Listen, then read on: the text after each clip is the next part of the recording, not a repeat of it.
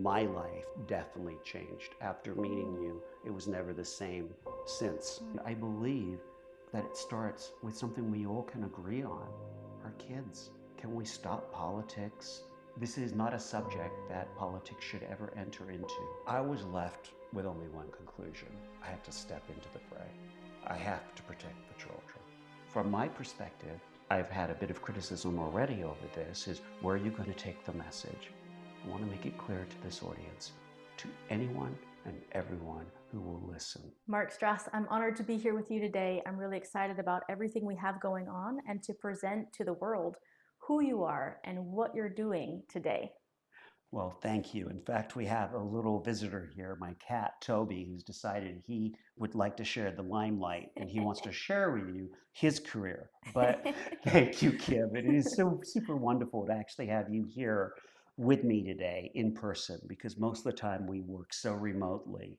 You know, Kim, I remember the day when we were both working on a different project when we met for the very first time. And I remember when you first told me about your dreams and your aspirations and what you were doing. And you were a social media director and you were sensational at that. But then you got into your backstory, into some of your motivations as to what makes you tick as a human being. And that's my life definitely changed. After meeting you, it was never the same since. I just want to thank you for bringing me into your world. I am extremely excited that at my age, I'm able now to teach. And I now am fulfilling the role as teacher. You know, when I think of teaching, I think what's so important about teaching people is it's a payback system. It is a way to guarantee that future generations, of course, will have it better, I hope, than we do. And in order for us to achieve that, I think there has to be a generosity of heart. You have to give back. You have to be fear-facing, and you have to decide to come forward. You, through your actions, have taught me that. Thank you. That's an honor. It's been amazing to see you evolve, not only personally, but in your career with what you've been doing behind the scenes for America for the last 20 something years with ANC and your career as a technologist. There's so much that you've created and invented that America is unaware who's behind that.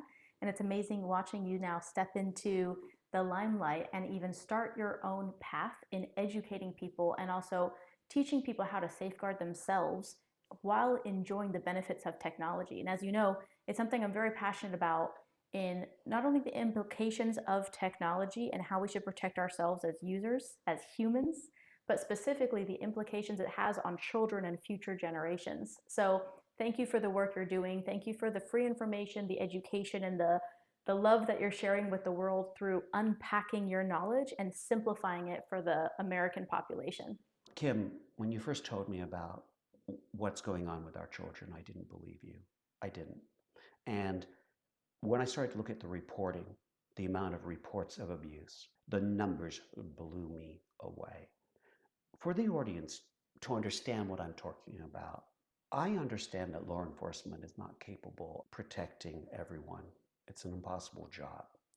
But when you realize there's millions of cases, predators, and of predator type activities occurring every single year, and when you look at the stats that less than 2,000 cases are prosecuted and only 1,500 people have gone to prison, I was left with only one conclusion.